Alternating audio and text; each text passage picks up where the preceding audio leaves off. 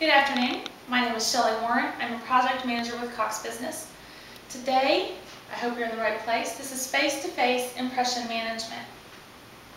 According to The Art of Communicating, a quote from John Malloy says, "You never get a second chance to make a good first impression." It's been said that first impressions are the most important. I believe we would all like to be able to know how to change the way we are received, perceived, and treated upon making that first impression.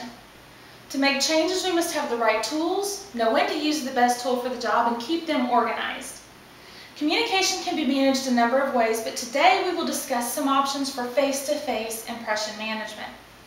By understanding this aspect and using it to our advantage, we can attempt to manipulate situations to our benefit.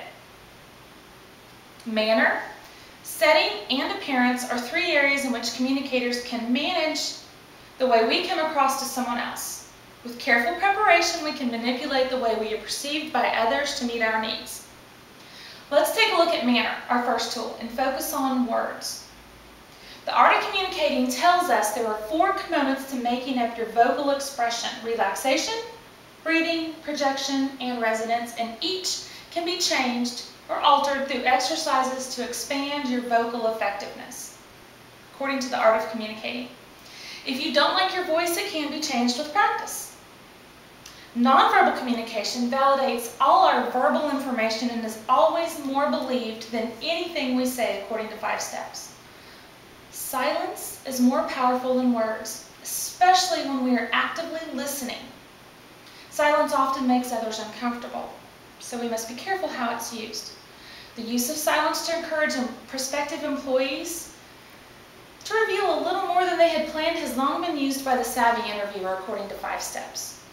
While taking brief notes during a speech or seminar shows respect, speaking while someone else is talking is most discourteous.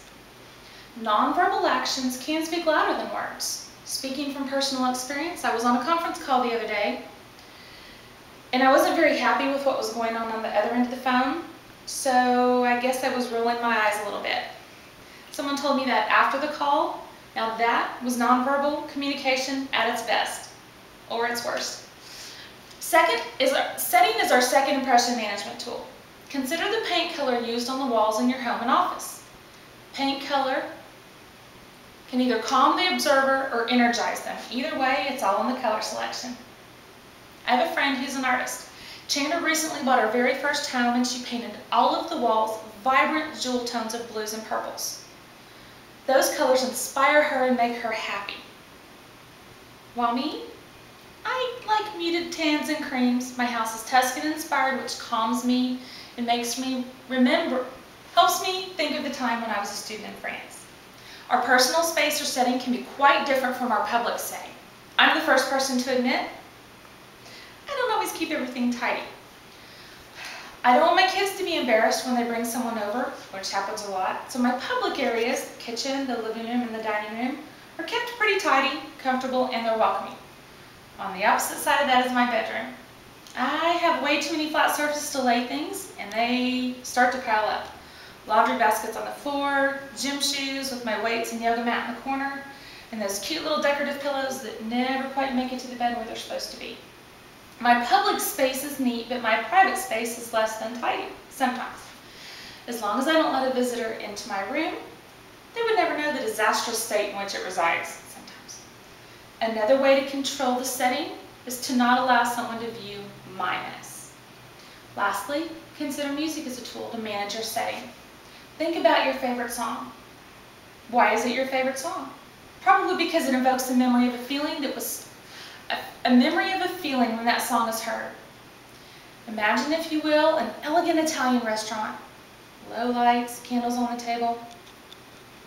But instead of the soft music you would expect, there's ear-splitting, heavy metal music coming from every corner of the room. Would that change the setting? Of course it would. Consider music when trying to communicate and compare the many genres that would or would not fit your needs. Now let's look at clothing and how it paints a picture of us before we say a word.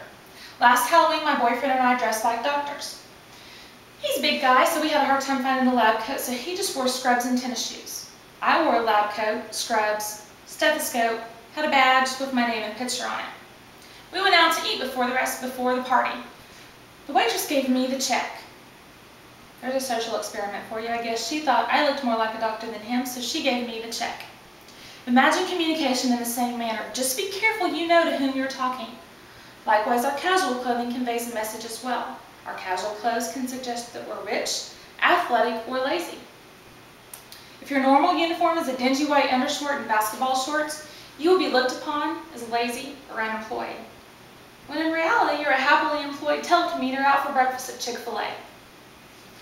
Interpersonal communication skill is the ability to continuously build credibility and believability into everything we communicate, according to the art of communicating. In order to effect change, we must have the right tools. Impression management is one way we can attempt to control the perceptions others have of us. Today, we have discussed 3 tools to manage face-to-face impression management.